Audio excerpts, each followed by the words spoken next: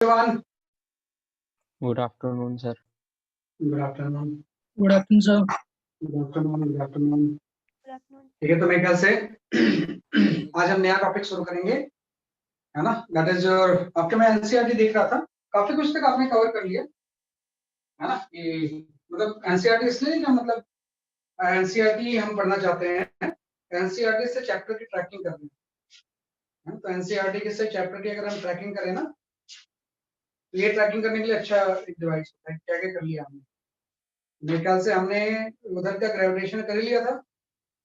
Gravity NCERT 2 में भी अब आपका ये थर्मल प्रॉपर्टीज ऑफ मैटर हो चुका है, थर्मोडायनेमिक्स हो चुका है, काइनेटिक थ्योरी हो चुका है। That is the chapter 11, 12 and 13 ये कर लिया हमने। अब हम चैप्टर 9 स्टार्ट करें, है ना। चैप्टर 9 और 10 में फ्लूइड मैकेनिक्स एंड सॉलिड्स, तो चैप्टर 9 एंड 10 करेंगे, है ना। उधर से आपका दूसरे ट्रैक से आगे आप पढ़ेंगे, तो दोनों मिला के आपका वेल विद इन टाइम सब कुछ खत्म हो। ये बहुत इंपॉर्टेंट चीज होती है कि जब भी आप 12th स्टार्ट करोगे ना, जब जिस दिन भी, उस दिन 11th का कोई ऐसे चैप्टर्स बचे नहीं बचे, ये तो बहुत परेशान करते हैं हमेशा। अगर 11th के बहुत ज्यादा चैप्टर्स वगैरह बचे हुए हैं ना, तो फिर आप 12th में नहीं पढ़ पाते। जिस दिन भी आप 12th स्टार्ट करोगे, आप एकदम 12th पे फोकस करोगे, है ना। वो बाद में 11th की एक रिवीजन होती है, लेकिन वो अलग चीज है। लेकिन रिवीजन और चैप्टर नए पढ़ने में बहुत फर्क है ना। तो रिवीजन एक अलग चीज है, चैप्टर पढ़ना है। आज टॉपिक पढ़ेंगे, we'll study the mechanical properties of solid, है ना। यहाँ पे जो हम टॉपिक पढ़ने जा रहे हैं, we study the mechanical properties, thermal property आपने पढ़ी, प्रॉपर्टीज ऑफ सॉलिड, कि कोई भी अगर सॉलिड है तो उसकी मैकेनिकल प्रॉपर्टीज की हम सर कौन सा चैप्टर थर्मल है? प्रॉपर्टीज हमने पढ़ी। ये mechanical properties of solid he chapter है, इसी नाम से आपके एनसीईआरटी में मिला मैकेनिकल प्रॉपर्टीज ऑफ सॉलिड, है ना। जैसे आपका थर्मल प्रॉपर्टीज ऑफ सॉलिड होता है ना, वैसे ही आपका चैप्टर 9 होता है एनसीईआरटी में, है ना। कि चैप्टर 9 जो होता है एनसीईआरटी का, mechanical properties of solid. Indirectly इसका मतलब आपको इलास्टिसिटी पढ़ना है।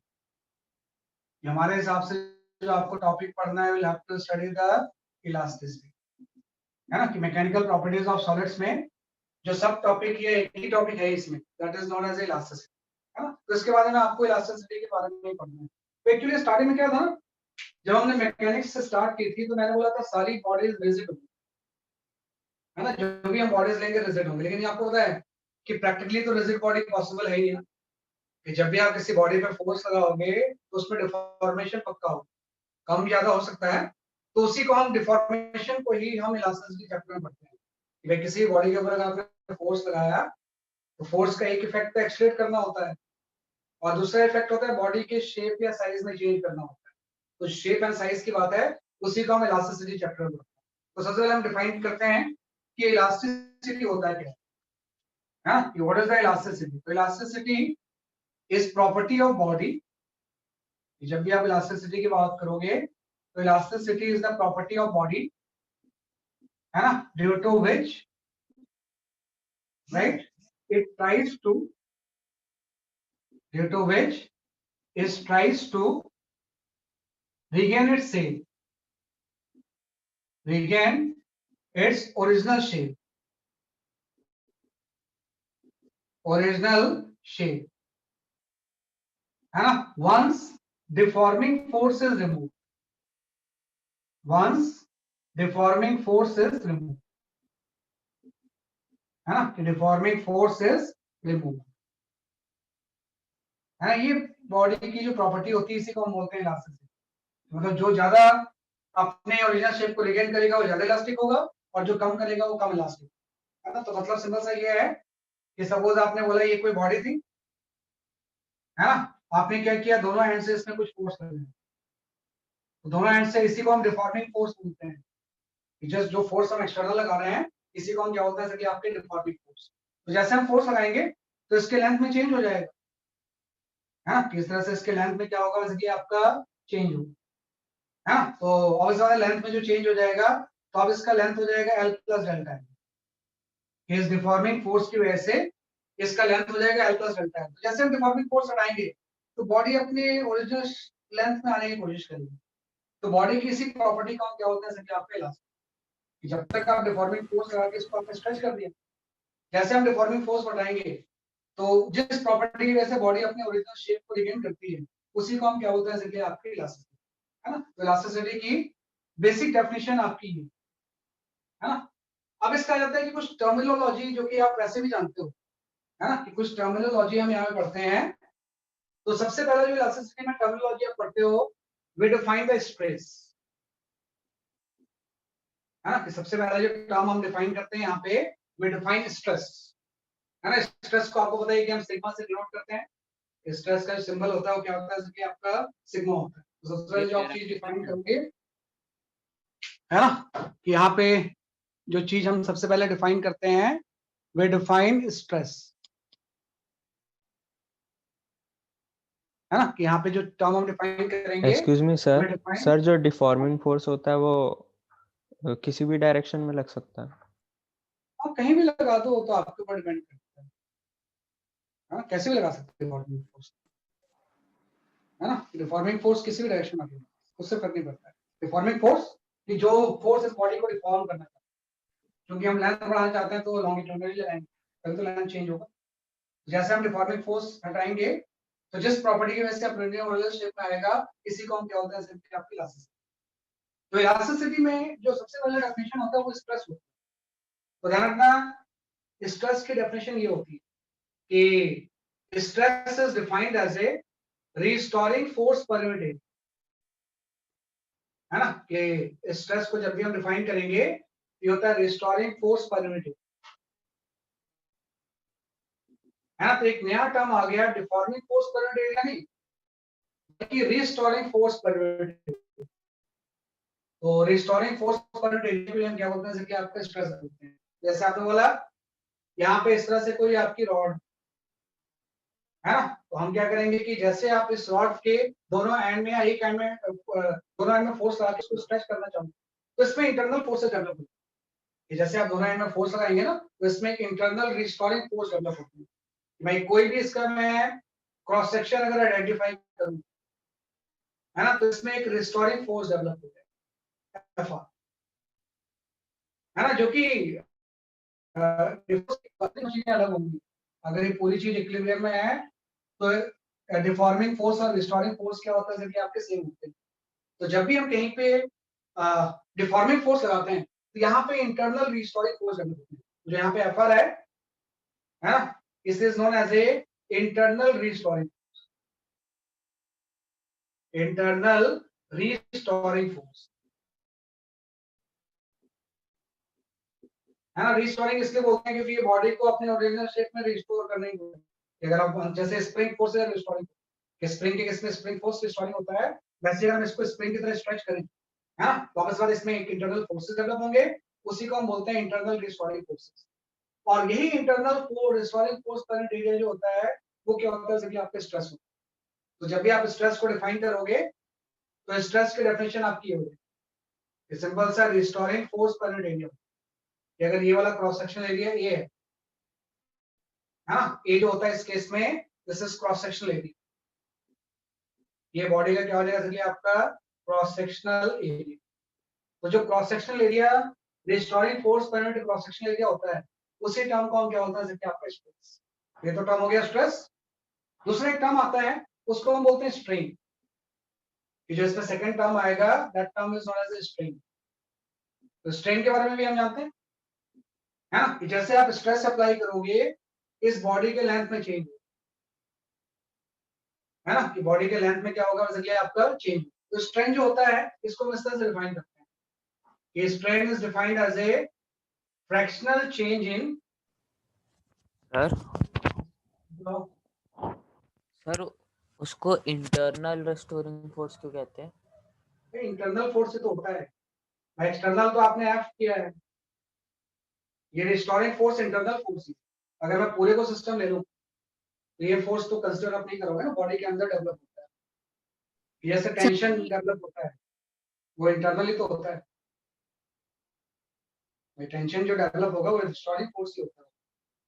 मतलब पूरे को सिस्टम लेंगे तो अगर आपसे कोई पूछे कि इसमें कौन सा एक्सटर्नल फोर्स लग रहा है तो आप बोलोगे ये दोनों external force, sir net force zero है, इक्विलिब्रियम में body. Sir internal restoring force constant होता है, वेरिएबल?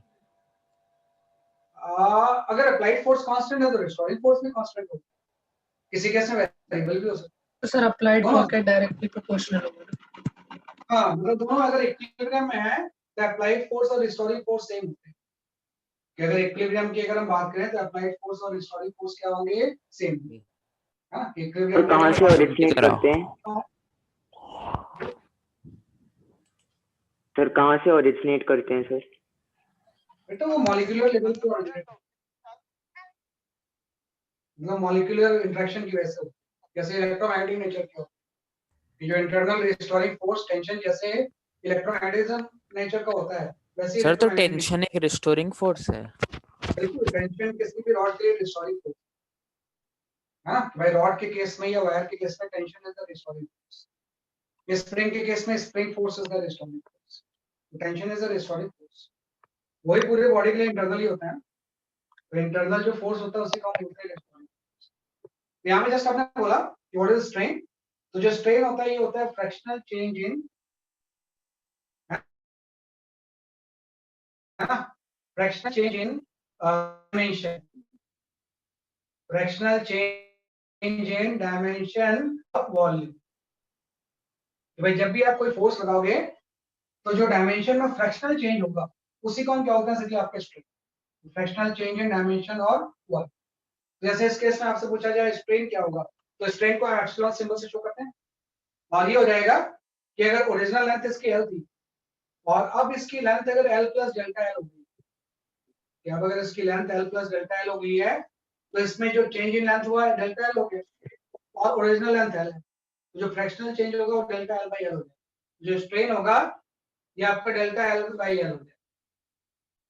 हाँ, ये जो change in length by original length होता है इसी रेशियो का क्या होता है आपका स्ट्रेन। दो टर्म आपने डेवलप किए कि आपने एक्सटर्नल फोर्स लगाया तो इसमें इंटरनल रिस्टोरिंग फोर्स डेवलप, और वो internal restoring force per unit area जो होता है उसको हम क्या बोलते हैं? स्ट्रेस। और जब स्ट्रेस होगा तो स्ट्रेन भी डेवलप होगा।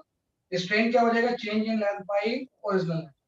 भाई जितना इसमें लेंथ में चेंज हुआ उसको जब आप ओरिजिनल लेंथ से डिवाइड करोगे तो जो टर्म आएगा उसी को हम क्या होता है आपका स्ट्रेन। ये दो टर्म आपने डिफाइन किए, ये दोनों टर्म आपस में रिलेटेड होते हैं, पहले भी आपने पढ़ा होगा कि हम यहाँ पे सिंपल सा बोलते हैं कि according to the Hooke's law, हाँ, कि भाई इलास्टिसिटी में आपका एक ही लॉ है, that law is known as a Hooke's, है ना। यहाँ पे जस्ट हम एक चीज डिस्कस करेंगे, पूरे के पूरे इसमें एक ही लॉ होता है, that is known as a Hooke's law, है ना। तो जो हुक्स लॉ है इसके अकॉर्डिंग सिंपल सा हम बोल सकते हैं कि फॉर स्मॉल चेंज, हाँ, कि भाई चेंज बहुत कोई लार्ज नहीं होना चाहिए, अदरवाइज हुक्स लॉ वैलिड नहीं है, हाँ, कि भाई जो लेंथ में चेंज हो बहुत स्मॉल होगा, और small change stress is directly proportional to strain, directly proportional to strain, है ना, कि भाई for small change stress is directly proportional to the strain. कि भाई अगर बहुत चेंज स्मॉल चेंज ले लो तो जो इसमें स्ट्रेस डेवलप होगा वो स्ट्रेन के directly proportional. As per the Hooke's law just हम यहाँ बोलेंगे stress is directly proportional to the strain, और जैसे आप प्रोपोर्शनल साइड आओगे एक यहाँ पे कांस्टेंट लगा दो, है ना, और इसी कांस्टेंट को हम बोलते हैं modulus of elasticity. This constant is known as a modulus of elasticity, कि जो कि बॉडी की इलास्टिसिटी को मेजर करता है, कि modulus of elasticity measure the elasticity of the body, it measures elasticity of the body, elasticity of solid, हाँ, कि ये सॉलिड की इलास्टिसिटी को क्या करेगा कि आपका मेजर करेगा, है ना। जस्ट आपने बोला कि सिग्मा इज इक्वल टू ये आ गया, यहाँ पे कांस्टेंट ऑफ इलास्टिसिटी को हम बोलते हैं मॉडुलस ऑफ इलास्टिसिटी, और ये इलास्टिसिटी सॉलिड की इलास्टिसिटी ऑफ मैटर भी बोल सकते हो, क्योंकि कुछ इलास्टिसिटी जो होती है वो लिक्विड फेज के लिए डिफाइन होती है, इलास्टिसिटी ऑफ मैटर, है ना। तो आपका ध्यान रखना है कि मतलब ये हो गया कि अगर ये मॉडुलस ज्यादा है किसी बॉडी के लिए तो उसकी इलास्टिसिटी ज्यादा है, अगर ये मॉडुलस कम है तो उसकी इलास्टिसिटी क्या हो सकती है आपकी कम। तो अगर मैं यहाँ पे डिफाइन करूं what is the modulus of elasticity, है ना कि भाई सबसे जो इंपॉर्टेंट चीज है वो आपकी मॉडुलस ऑफ इलास्टिसिटी है। जो modulus of elasticity capital E होती है, this is the ratio of stress by strain, है ना कि बॉडी में स्ट्रेस अगर आप लगाओगे, जब आप एक्सटर्नल फोर्स लगाओगे तो इंटरनल फोर्स डेवलप होंगे। Internal force per unit area होता है स्ट्रेस, स्ट्रेस होगा तो स्ट्रेन डेवलप होगा। Change in length bye original length क्या होता है, स्ट्रेन। और स्ट्रेस और स्ट्रेन का जो रेशियो होता है ये किसी पर्टिकुलर बॉडी के लिए कांस्टेंट है, और उसी रेशियो को हम क्या बोलते हैं, जो मॉडुलस ऑफ इलास्टिसिटी। और ये मॉडुलस ऑफ इलास्टिसिटी जो होती है, this is the property of material, है ना, this is known as a property of material. भाई हो सकता है कि स्टील का मॉडुलस अलग हो, है ना, आपका कॉपर का अलग हो, तो डिफरेंट डिफरेंट मटेरियल की जैसे डेंसिटी अलग होती है, बहुत सारी प्रॉपर्टी मटेरियल की होती है, वैसे ही ये भी प्रॉपर्टी कि मटेरियल के अकॉर्डिंग ये मॉडुलस ऑफ इलास्टिसिटी क्या होगा सकते हैं आपका चेंज। हाँ, तो जस्ट आपने स्ट्रेस स्ट्रेन और दोनों का रेशियो डिफाइन किया, उसी रेशियो को हम बोलते हैं मॉडुलस ऑफ इलास्टिसिटी।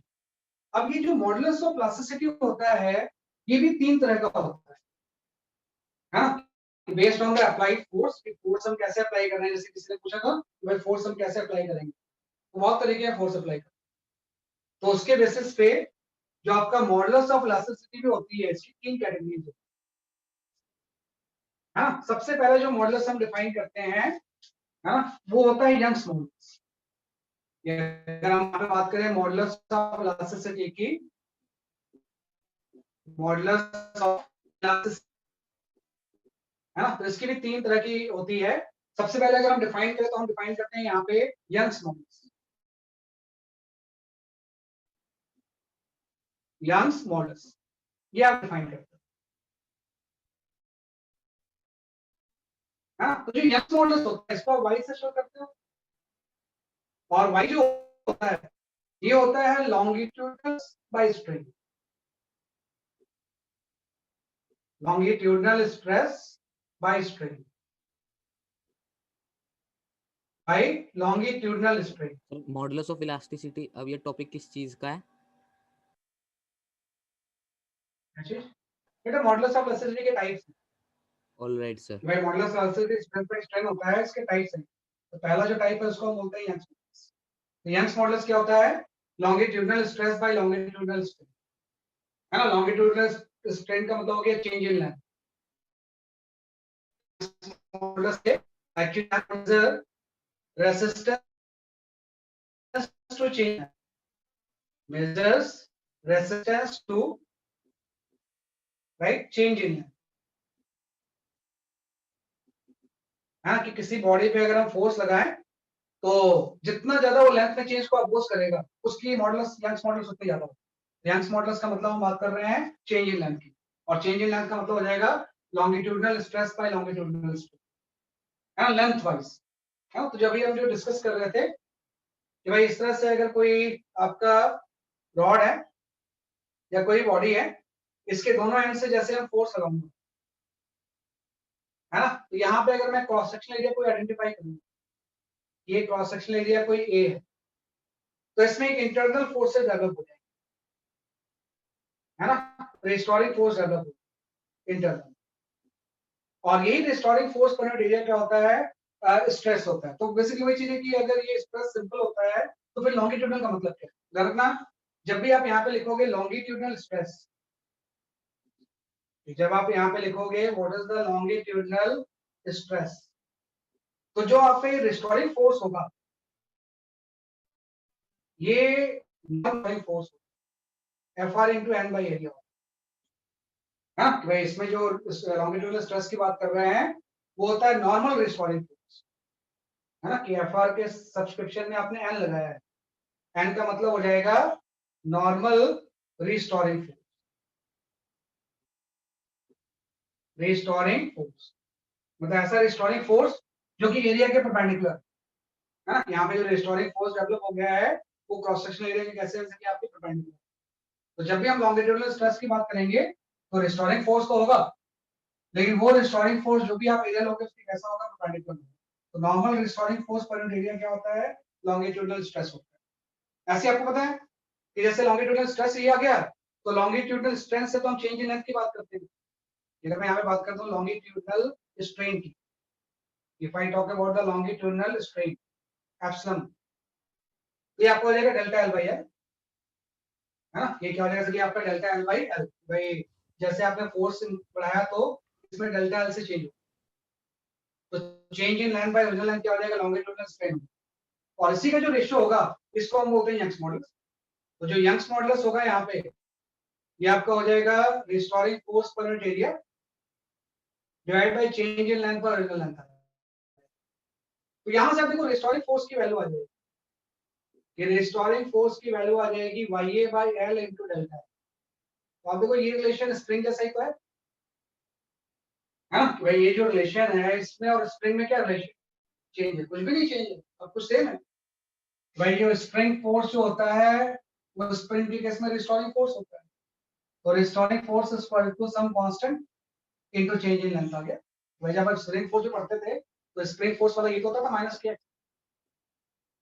Yes. हाँ तो एक्सिस में एक्सटेंशन होता था, ये आपका स्प्रिंग फोर्स होता था।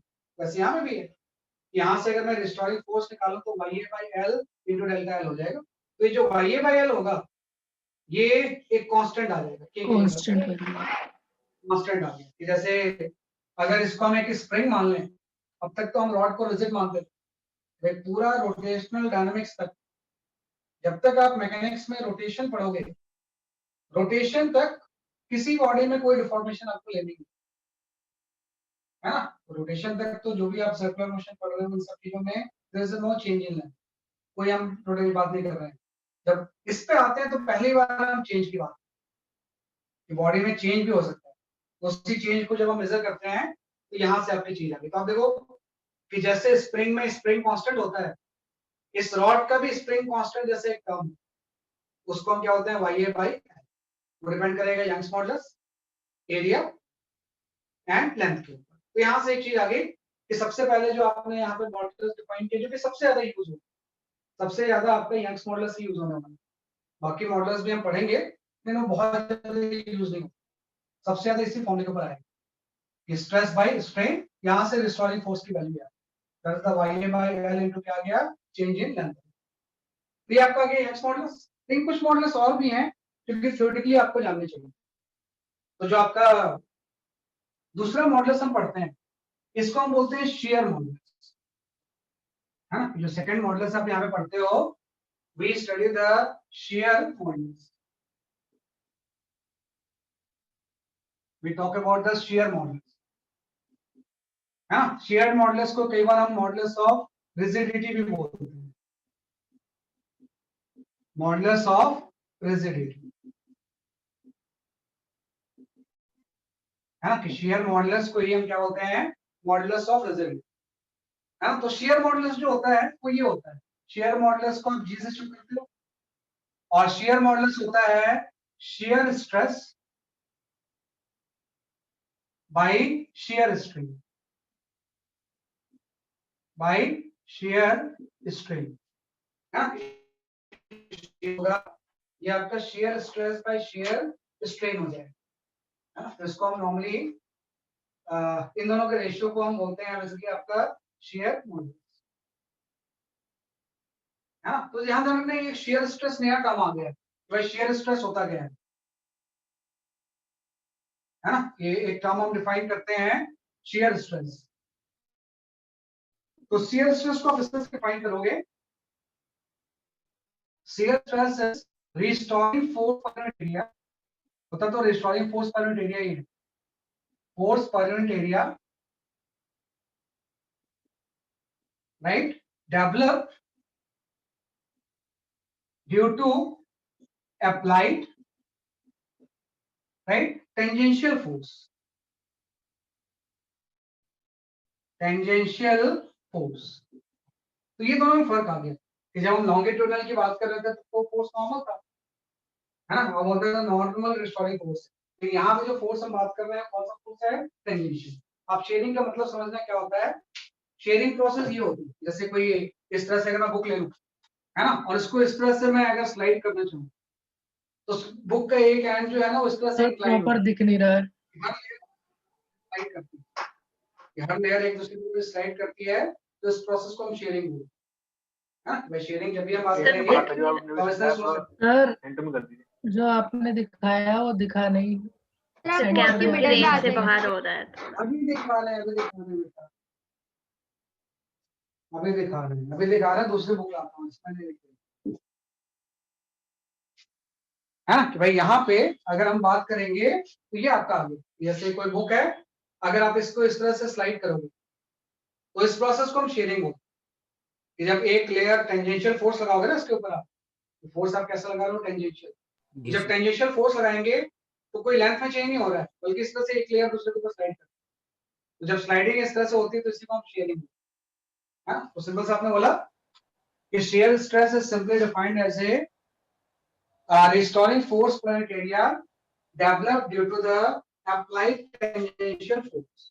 इसका डायग्राम मैं ऐसा बना सकता हूँ कि मैं ऐसा ये कर लूं कि यहाँ पे सपोज कोई ब्लॉक है ऐसा, है मे बी कोई क्यूबिकल ब्लॉक है ना, इस तरह से हम क्या कर लेते हैं, जैसे कि आपका कोई क्यूबिकल ब्लॉक ले लेते हैं, है ना, मैं फ्रंट व्यू देख रहा हूँ, वैसे तो ये 3D होता है कि इस तरह से अगर आपका कोई क्यूबिकल ब्लॉक है ये ऐसा, और इसके ब्रेस को मैं फिक्स कर दूंगा, है ना, किसका जो बेस है वो क्या है, बेसिकली आपका फिक्स।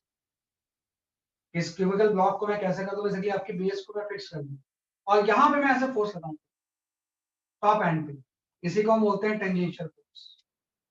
कि जब टेंजेंट के अलावा हम फोर्स लगाएंगे तो क्या होगा कि ये इस तरह से स्लाइड करेगा, भाई ये तो फिक्स है, तो इसका शेप चेंज हो जाएगा ना, और जब शेप चेंज होगा तो यही चीज आपकी इस तरह से हो जाएगी। अगर मैं जस्ट इसका फ्रंट व्यू से ले लूं तो ये पूरी चीज पहले तो आपकी ऐसे थी, है ना, लेकिन इस फोर्स की वजह से अब इसका हो सकता है कि टिल्ट होके ऐसी हो जाए, तो इसी प्रोसेस को हम शेयरिंग बोलते हैं, है ना। मैंने ज्यादा बना दिया, वैसे होता बहुत कम है, ये थीटा एंगल बहुत छोटा होता है कि जिस एंगल से ये आगे की तरफ मूव कर गया, या आपने एक टेंजेंशियल फोर्स लगाया तो इस टेंजेंशियल फोर्स की वजह से इस तरह से शेयर कर दिया, बेस तो फिक्स्ड है, वो तो कहीं मूव नहीं किया, ऊपर वाली चीज आगे चली गई, तो इसी प्रोसेस को हम क्या होता है, जैसे कि आपने शेयर, तो हम वही बोलेंगे कि शेयरिंग हमेशा टेंजेंशियल फोर्स की वजह से करना चाहिए।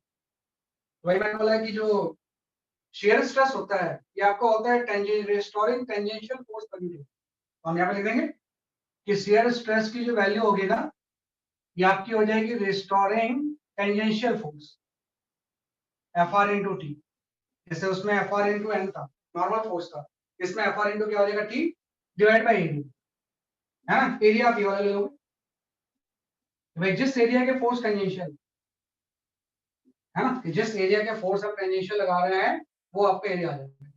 भाई शेयर स्ट्रेन, अब ये शेयर स्ट्रेन हम कैसे निकालें, तो देखो शेयर स्ट्रेन निकालने के लिए हम ये बोलते हैं ना कि पूरे में क्या चेंज आया है, ये किसी एंगल से टर्न ही तो कर गया है, तो जो शेयर स्ट्रेन होता है वो ये एंगल होता है, अगर ये थीटा से टर्न कर गया है तो जो शेयर स्ट्रेन होता है वो क्या होता है, सर आपका जस्ट हम बोलेंगे शेयर स्ट्रेन की वैल्यू tan थीटा कि भाई पहले ये वर्टिकल था, टेंजेंशियल फोर्स लगाने से टर्न कर गया, तो जिस एंगल से टर्न कर जाता है उसके tan थीटा को हम क्या बोलते हैं, आपका शेयर स्ट्रेन, है ना। ऑब्वियस बात है स्मॉल एंगल होता है, तो स्मॉल एंगल अगर ये है तो tan थीटा को हम थीटा के एंगल के इक्वल भी ले सकते हैं, कि अगर ये एंगल स्मॉल है तो tan थीटा बेसिकली किसके इक्वल हो जाएगा, थीटा के इक्वल हो जाएगा। तो जस्ट आपने बोला शेयर स्ट्रेस की वैल्यू हो जाएगी ये, और यहाँ पे शेयर स्ट्रेन की जगह पे क्या आ गया, tan थीटा, और यहाँ से tan थीटा आप निकाल सकते हो। अगर मैं आपसे ऐसा बोलूं कि ये पार्ट x से आगे चला गया, मे बी 1 mm 2 mm आगे चला गया, और ये जो लेंथ है सपोज y है ना, मे बी 1 मीटर 2 मीटर हो सकती है, क्योंकि चेंज तो बहुत छोटा होता है, ओरिजिनल लेंथ तो ज्यादा दे सकते हैं।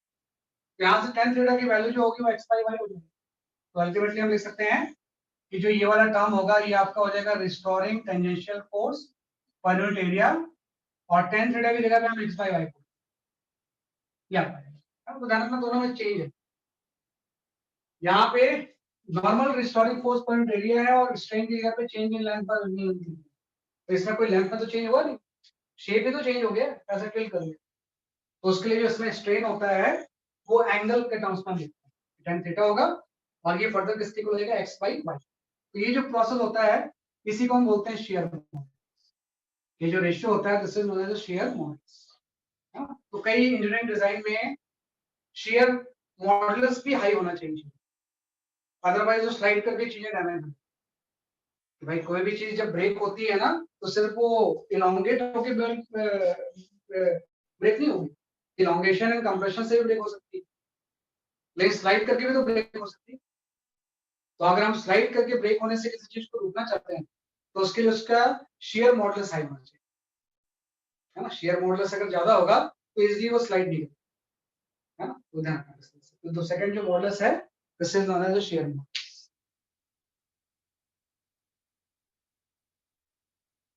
सर एक बार ये बता दीजिए कि नॉर्मल टेंजेंशियल फोर्स इस बॉडी पे लगने के बाद ये मतलब किस तरीके से हो गई है? इस तरीके से हो गई है टेंजेंशियल फोर्स लगने से, नॉर्मल नहीं, टेंजेंशियल। ये सर टेंजेंशियल फोर्स लगने से स्लाइड कर गई, टिल्ट हो गई है, वह टिल्ट हो गई और है बॉडी, टिल्ट किस है ना, तरीके से? टिल्ट हो पहले गई। तो वो हाँ क्यूबॉइड सर, हाँ पहले वो हाँ, मतलब क्यूबॉइड, क्यूबॉइड क्यूबॉइड था तो अब वो बेसिकली आपका किसी एंगल पे आ गया है, मतलब टेढ़ा हो गया है क्यूबॉइड खाली, क्योंकि ये चीज तो फिक्स है कि भाई ये चीज तो आगे जा नहीं सकती है। भाई जो क्यूबॉइड ही शेप में चेंज कोई नहीं आया है, बस उसका क्यूबॉइड इस तरह से टेढ़ा हो, किसी एंगल पे पूरा का पूरा क्यूबॉइड, हम तो उसकी हम बात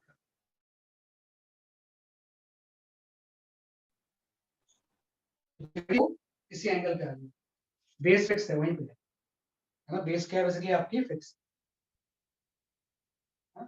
तो अब तक तो रिजिट करते थे तो उससे फर्क नहीं पड़ता था, लेकिन बॉडी रिजिट नहीं है ना, वो इस तरह से शेयर भी कर सकती है। तो जब भी एक लेयर दूसरे के ऊपर स्लाइड करती है ना तो उसी को हम क्या बोलते हैं, शेयरिंग प्रोसेस होता है। दैट प्रोसेस तो नोन एज बेसिकली ये क्यूबॉइड से पैरेललोपाइड बन जाएगा, सर तो ऐसे तो तभी हो सकता है ना कि अगर जब पूरे एरिया पे यूनिफॉर्म फोर्स लग रहा हो। हाँ लेकिन देखो हर जगह पे आप फोर्स लगा रहे हो, यूनिफॉर्म पे नहीं, टॉप पे फोर्स ज्यादा लग रहा है, कि टॉप पे लगाओगे तो भी हो जाएगा। आप प्रैक्टिकली देखो ना बेटा, मैं यहाँ पे इस कॉपी को ऐसा ले रहा हूँ, अगर मैं इसके टॉप पे फोर्स लगाऊंगा तो स्लाइड कर तो जाएगी, पूरे पे फोर्स लगाने की कहाँ जरूरत है, ऊपर फोर्स लगाओ, सिर्फ टॉप पे फोर्स लगाओ तो भी हो जाएगा। नहीं, कोई भी बुक ले लो, बुक का वो फेस वर्टिकल होता है ना, आप टॉप पे फोर्स लगाओगे तो आप देखोगे जो पेजेस होंगे इस तरह से टिल्ट हो जाएंगे। जैसे सर हम बहुत सारे कॉइन्स एक के ऊपर एक रखते हैं, फिर धीरे से ऊपर वाले कोई लाए तो सब टिल्ट हो जाएंगे उसके साथ। हाँ बिल्कुल बिल्कुल, फ्रिक्शन तो होगा ही दोनों के बीच में ना, सबके बीच में फ्रिक्शन होगा, तो फोर्स जब लगाओगे तो एक दूसरे के फ्रिक्शन की वजह से बाकी की स्लाइड करती है, ये दोनों के बीच में फ्रिक्शन तो होगा ही। तो दूसरा आ गया यंग्स मॉडुलस, दूसरा बेसिकली आपका भी शेयर है ना। थर्ड हम यहाँ पे डिफाइन करते हैं, इसको हम बोलते हैं बल्क मॉडुलस। ये जो थर्ड मॉडुलस ऑफ इलास्टिसिटी होती है this is known as a bulk, है ना। बल्क मॉडुलस में हम बात करते हैं चेंज इन वॉल्यूम, है ना। ये बल्क मॉडुलस होता है, इसमें हम बात करते हैं change in volume, bulk modulus, है ना। तो जो बल्क मॉडुलस होता है इसको आप बीटा से शो करते हो, और ये होता है volume stress by volume strain. Volume stress और वॉल्यूम स्ट्रेन का जो रेशियो होता है इसी को हम बोलते हैं bulk modulus. Bulk modulus simply measures resistance change in volume, measures resistance to change in volume, resistance to change in volume। हाँ भाई कोई चीज, कोई मैटर जो है अगर हमें वॉल्यूम में चेंज को ज्यादा अपोज कर रहा है उसका बल्क मॉडुलस ज्यादा होगा, अगर वॉल्यूम में चेंज को कम अपोज कर रहा है तो उसका बल्क मॉडुलस क्या होगा, कम। उसको हम ऐसे सोच सकते हैं कि मैं क्या करूं, यहाँ पे कोई इस तरह से कोई कंटेनर ले लूं या कोई सिलेंडर ले लूं ऐसे, यहाँ पे आप कोई पिस्टन ले लो, एक कोई सिलेंडर पिस्टन है और यहाँ पे आप कोई लिक्विड फिल कर, मे बी कोई ऑयल या लिक्विड आपने फिल कर दिया ऐसे, और यहाँ पे आप क्या करोगे, कोई सपोज आपकी स्फेरिकल बॉडी लोगे, वैसे तो कोई भी शेप की ले सकते हो, हाँ यहाँ पे आपने क्या लिया, कोई स्फेरिकल बॉडी ले ली, स्फेरिकल बॉडी परफेक्टली रिजिड नहीं है, ये फॉर्म हो सकती है है ना। तो अब हम क्या करते हैं कि यहाँ पे आपने क्या किया, पिस्टन लिया, सिलेंडर लिया, कोई स्फेरिकल बॉडी आ गई, और यहाँ पे सपोज आपने कोई ऑयल फिल कर दिया, है ना, ऑयल या लिक्विड कुछ भी हो सकता है। तो जब मैं ऊपर से इसको प्रेस करूंगा, ऊपर से अगर कोई फोर्स लगाकर प्रेस करूंगा, तो आपको पता है इस पूरे के अंदर प्रेशर बढ़ जाएगा, पूरे एरिया में प्रेशर क्या होगा, इंक्रीज होगा। जैसे आप ऊपर से प्रेस करोगे, इस पूरे ऑयल का प्रेशर क्या होगा, इंक्रीज होगा। जब ऑयल का प्रेशर इंक्रीज होगा तो ये हर तरफ से यूनिफॉर्म इसको कंप्रेस करना चाहेगा। जब प्रेशर बढ़ेगा तो ये यूनिफॉर्मली इसको क्या करना चाहेगा, कंप्रेस करना चाहेगा। तो जैसे आपने यहाँ से इसको ऊपर से प्रेस किया, पूरे का प्रेशर बढ़ा, इसने इसको कंप्रेस करना, और जब कंप्रेस करेगा तो इसका वॉल्यूम में डिक्रीज हो जाएगा, भाई रहेगा स्फेरिकली, लेकिन क्योंकि यूनिफॉर्मली प्रेस हो रहा है ना, तो अब इसका वॉल्यूम हो सकता है कुछ डिक्रीज, बहुत ज्यादा नहीं, बहुत कम डिक्रीज होता है, लेकिन चेंज हो जाएगा। तो वही हम डिफाइन कर रहे हैं कि जो वॉल्यूम स्ट्रेन होगा, अगर मैं यहाँ पे वॉल्यूम स्ट्रेन को लिखूं, वॉल्यूम स्ट्रेन में क्या हो जाएगा, तो वॉल्यूम स्ट्रेन की वैल्यू हो जाएगी change in volume by original volume, और एक माइनस साइन लगा देंगे, है ना। माइनस साइन क्यों लगा देंगे आपको पता है, क्योंकि वॉल्यूम डिक्रीज हो रहा है तो डेल्टा भी नेगेटिव होगा, तो कुछ वॉल्यूम था, फाइनल वॉल्यूम तो कम हो गया ना, तो डेल्टा भी तो होता है फाइनल बाई इनिशियल, वो इट्सेल्फ नेगेटिव होगा, एक और माइनस साइन लगाएंगे तो ये काम पॉसिबल होगा। वॉल्यूम स्ट्रेन का मतलब हो जाएगा change in volume by original volume. अब इसमें आप देखो कि वॉल्यूम स्ट्रेस क्या होगा, कि भाई यहाँ पे स्ट्रेस प्रेशर तो हो गया, तो हम यहाँ पे Yes, sir. स्ट्रेस, अगर हम वॉल्यूम स्ट्रेस की बात करेंगे तो वॉल्यूम स्ट्रेस हो जाएगा चेंज इन प्रेशर, ये आपका हो जाएगा चेंज इन प्रेशर। ये जो चेंज इन प्रेशर होगा ये आपका वॉल्यूम स्ट्रेस हो जाएगी। जैसे आप फोर्स लगाओगे तो इस लिक्विड का प्रेशर तो बढ़ा रहे हो आप, तो जो प्रेशर में इंक्रीज होगा वही इसमें स्ट्रेस हो जाएगा, तो जो वॉल्यूम स्ट्रेस होता है वो डेल्टा पी, कि आपने यहाँ पे प्रेशर बढ़ाया है ना, तो डेल्टा पी हो गया वॉल्यूम स्ट्रेस, तो इसमें स्ट्रेन डेवलप हो, वॉल्यूम में डिक्रीज हो गया, तो चेंज इन वॉल्यूम और ओरिजिनल वॉल्यूम क्या हो जाएगा, वॉल्यूम स्ट्रेन हो जाएगा। यहाँ से बल्क मॉडुलस की डेफिनेशन आती है, ये जो बल्क मॉडुलस होगा, है ना, बल्क मॉडुलस की अगर हम बात करें तो बल्क मॉडुलस सिंपल से आपको याद है, भाई वॉल्यूम स्ट्रेस तो चेंज इन प्रेशर हो गया, भाई ये आपका हो गया डेल्टा बी, है ना, डेल्टा बी बाई क्या हो गया, जैसे आपका बी हो गया, बी ओरिजिनल वॉल्यूम हो गया, तो ये आपका बल्क मॉडुलस हो गया। और बल्क मॉडुलस को चाहे तो हम ऐसा लिख सकते हैं minus of v into D by D, में चेंज तो बहुत सर? छोटा होता है ना, बताओ। सर अगर फोर्स से वॉल्यूम में डिफरेंस नहीं आएगा तब हमको शेयर यूज करना होगा, और जब वॉल्यूम में डिफरेंस आएगा तो बल्क।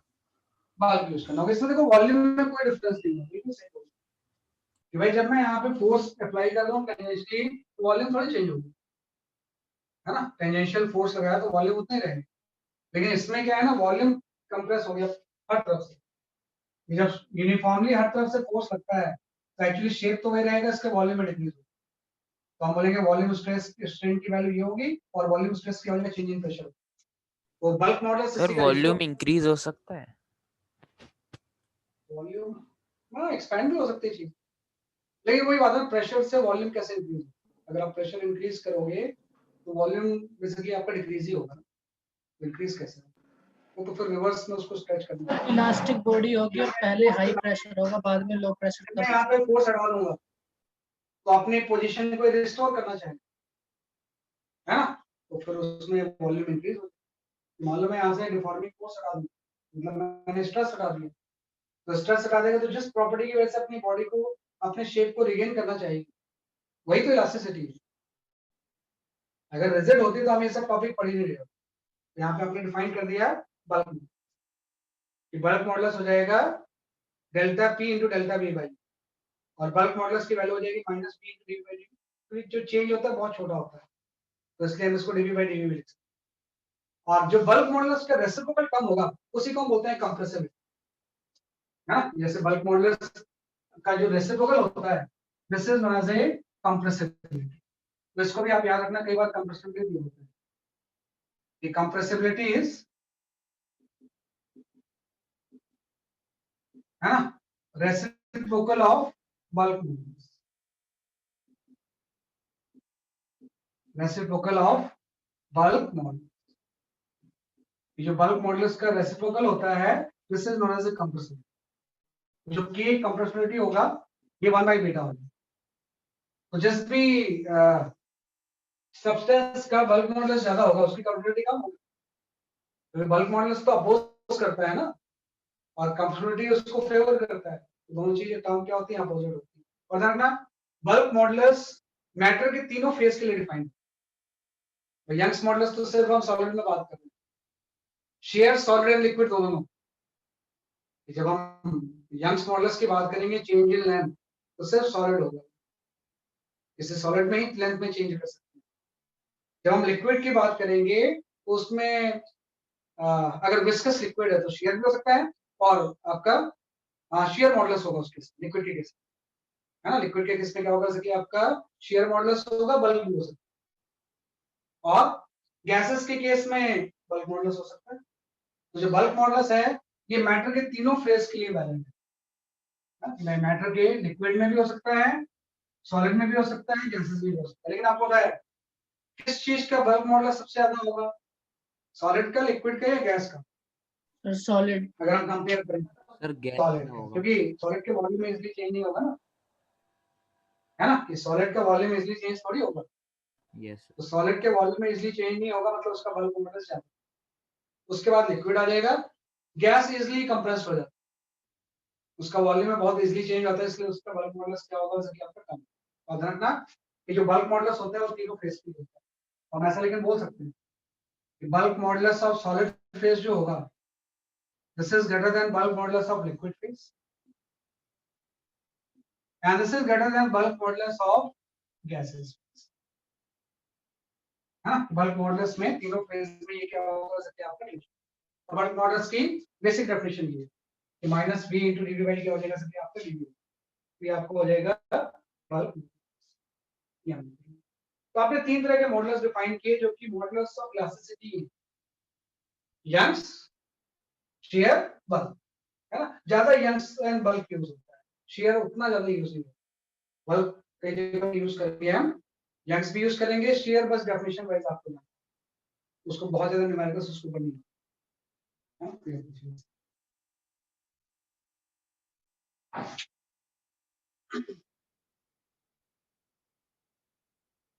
सर एक चीज पूछनी है, ये नेगेटिव साइन क्यों लग रहा है यहाँ पे? नेगेटिव साइन इसलिए लग रहा है क्योंकि डेल्टा वी जो होता है ना this is known as a V final minus V. Okay sir. और अगर ये कंप्रेस हो रही चीज वी फाइनल। तो वी फाइनल की वैल्यू जो होगी वो लेस देन वी, मतलब ये डेल्टा वी एक नेगेटिव टर्म है। लेकिन किसी चीज का मॉडुलस तो नेगेटिव हो नहीं सकता, यस तो इसलिए बाहर भी नेगेटिव साइन है जो कि डेल्टा वी के नेगेटिव साइन से कैंसिल है, इसलिए हम बाहर माइनस साइन है ना। तो बाहर हम क्या साइन लगाते हैं, जैसे कि आपका एक सर अगर एक्सपेंशन हो तो एक्सपेंशन कैसे होगा, बल्क मॉडुलस का मतलब डिक्रीज ही होता है। प्रेशर से कोई भी चीज जो होगी वो कंप्रेस ही होती है, एक्सपेंड नहीं होती। जब भी किसी चीज में हम प्रेशर अप्लाई करेंगे ना, अगर प्रेशर किसी एक डायरेक्शन में है वो कंप्रेस ही करेगा चीजों को, उसके माध्यम करेगा।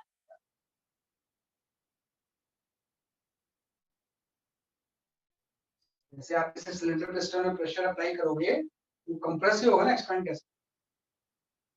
एक्सटर्नल अगर कोई वर्क करो,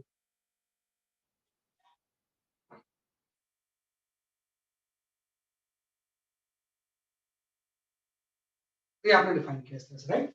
ये तो बल्क मॉडुलस हो गया। कि ज्यादातर आपको यंग्स मॉडुलस यूज करना है, और यंग्स मॉडुलस में भी सिंपल सा ये फॉर्मूला कि अभी आपने बोला कि जो रिस्टोरिंग फोर्स होता है, रिस्टोरिंग फोर्स की वैल्यू होती है YA by L into delta, हाँ, कि जो रिस्टोरिंग फोर्स होगा उसकी वैल्यू क्या हो जाएगी, YA by L into क्या हो जाएगा, डेल्टा है, हाँ। इसमें डेल्टा L क्या हो जाएगा, कि आपका चेंज इन लेंथ। जैसे सिंपल चीज है कि आपने बोला ये कोई आपका रूफ है, यहाँ पे आप कोई स्ट्रिंग ले लो, है ना, यहाँ पे आप कोई स्ट्रिंग ले लो और इस स्ट्रिंग से आप कोई ब्लॉक हैंग कर लो, है ना। यहाँ पे आपने क्या हैंग कर दिया, कि आपका कोई ब्लॉक, कोई स्ट्रिंग है इससे आपने कोई कैपिटल क्या क्लेम कर दिया जैसे कि आपका block। सर तो आपको पता है इसमें वेट लग जाएगा mg नीचे, है ना? तो जैसे वेट ऑब्वियसली बात है कि जो है वो मासलेस है, भाई आपने ये जो कि ये आपने कह लिया जैसे कि आपका मासलेस है ना, मासलेस होगा कि इसका यस मॉडुलस दिया होगा एंड क्रॉस सेक्शनल एरिया दिया होगा। तो जैसे आपका वेट लगेगा आपको पता है इसमें इंटरनल फोर्स टेंशन डेवलप हो जाएगा और इसके लेंथ में चेंज हो जाएगा डेल्टा है। तो अगर मुझे चेंज इन लेंथ निकालना तो एकदम आसान सी चीज है, मैं इसी से निकालूंगा ना। भाई अगर मुझे चेंज इन लेंथ निकालना है तो चेंज इन लेंथ की वैल्यू क्या हो जाएगी, ये आपका हो जाएगा restoring force into L by Y into A. तो आपको ध्यान रखना है रिस्टोरिंग फोर्स इसमें क्या होगा, तो रिस्टोरिंग फोर्स इसके अंदर टेंशन ही तो होगा। कि अगर मुझे निकालना है कि इस वेट को हैंग करने से इस वायर के लेंथ में कितना चेंज हो गया है, अब तक आप वायर को अनस्ट्रेचेबल लेते थे, अब तक आप वायर क्या लेते थे कि आपका अनस्ट्रेचेबल है ना, लेकिन अगर स्ट्रेचेबल होगा तो चेंज इन लेंथ हम कैसे निकालेंगे, ये आपका हो जाएगा रिस्टोरिंग फोर्स बाय वाई। अब रिस्टोरिंग फोर्स जो होगा इस स्ट्रिंग में टेंशन ही होगी, तो हम लिख देंगे ये आपका हो जाएगा टीएल बाई। और अगर ये इक्विलिब्रियम में है तो टी और एमजी तो सेम ही होंगे, तो जस्ट हम लिखेंगे इस केस में जो चेंज इन लेंथ होगा वो आपका हो जाएगा mgl बाई। अगर आप इस ब्लॉक को इस वायर के थ्रू हैंग कर रहे हो जिसका कि यंग्स मॉडुलस y है और एरिया a है, तो इसके लेंथ में जो इंक्रीज होगा वो mgl बाई y होगा। तो आप ऐसे लिखना डेल्टा एल इक्वल टू ये होगा। फिर आप देखो रिस्टोरिंग फोर्स इसमें क्या है, इंटरनल टेंशन है और वो टेंशन वेट के इक्वल है, तो टेंशन की जगह पे आपने वेट को उससे चेंज लेंथ, इस वायर में जो चेंज इन लेंथ होगा उसकी वैल्यू, तो उस तरह से हम इसको डिफाइन कर सकते सर यहाँ पे मासलेस अज्यूम कर रहे हो आप? हैं ना। हाँ स्ट्रिंग यूजली लाइट होती है, कभी वैसे मास ले भी सकते हैं इसको। हाँ जी। लेकिन यहाँ पे जो स्ट्रिंग है जब तक आपको गिवन नहीं है ये मासलेस हो, अगर ये मासलेस होगी तो हर जगह पोटेंशियल यूनिफॉर्म होगा ना।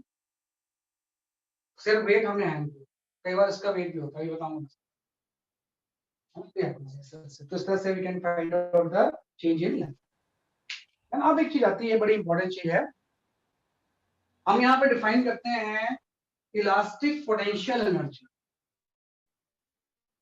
है ना, जैसे आपने ग्रेविटेशनल पोटेंशियल एनर्जी डिफाइन की है ना, कि हम यहाँ पे एक टर्म डिफाइन करते हैं उसको हम बोलते हैं इलास्टिक पोटेंशियल एनर्जी, है ना। We define one term here that is known as a elastic potential energy.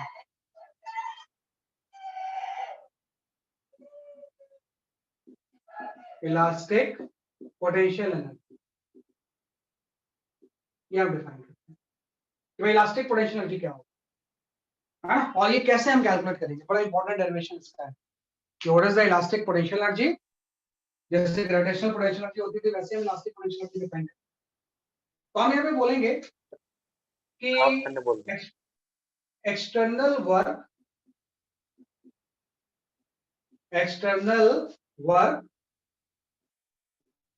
has to be done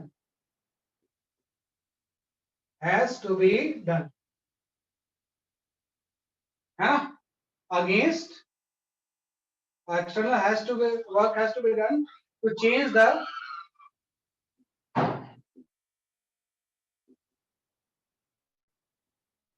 length of wire,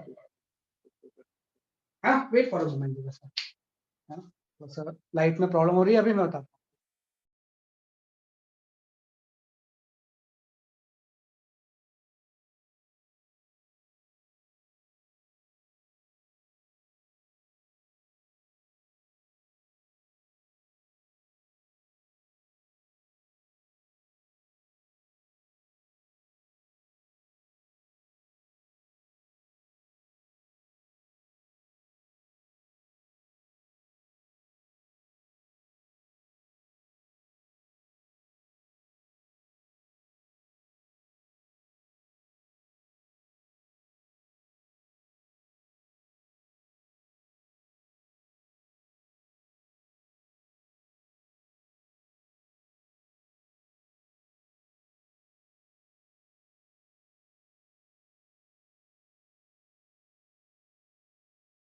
है ना।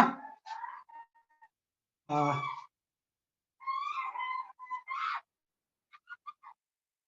हाँ, टेंशन का ऐसा कोई वो नेचर नहीं है। इलेक्ट्रोमैग्नेटिज्म होता है तो इलेक्ट्रोमैग्नेटिक फोर्स कंजर्वेटिव भी होते हैं। नहीं, मॉडुलस ऑफ इलास्टिसिटी अलग है, सिंबल है ना, कि भाई जो, हाँ सही बात है, सही बात, ठीक है। हाँ वही जो मैंने उस टाइम बताया था, भव्या सही बोल रहा है इसमें, कि भाई स्ट्रेन वो होता है लेकिन बहुत छोटा होता है, इसलिए हम इसको ले लेते हैं, है ना। अब वो स्ट्रेन अगर 3 डायमेंशनल होगा तो आपका आंसर मिलेगा, फिर तो हम वॉल्यूम चेंज की बात करेंगे ना, हम इसकी चेंज की तो बात ही नहीं करेंगे। जो मॉडुलस ऑफ इलास्टिसिटी होती है वो अलग अलग सिंबल होंगे ना इसके, है ना, कि भाई सिंबल जो होंगे मॉडुलस ऑफ इलास्टिसिटी के और स्ट्रेन के अलग है ना। इस सिंबल को तो हम एप्सिलॉन, है ना, ये जो सिंबल है ये आपका एप्सिलॉन होता है, और ये जो है वो कैपिटल E है, तो ये आपका स्ट्रेन होता है। स्ट्रेन को हम एप्सिलॉन से शो करते हैं, और ये E है, ये आपका मॉडुलस। ये स्टार्टिंग में जब हम डायमेंशंस पढ़ रहे थे मैंने बताया, यहाँ पे आ गया। हम यहाँ पे बात कर रहे हैं इलास्टिक पोटेंशियल एनर्जी। तो इलास्टिक पोटेंशियल एनर्जी को बोलो बेटा, है ना, यहाँ पे इलास्टिक पोटेंशियल एनर्जी की डेफिनेशन ये होती है कि external work has to be done to change the length of the wire against internal restoring force, against internal restoring force.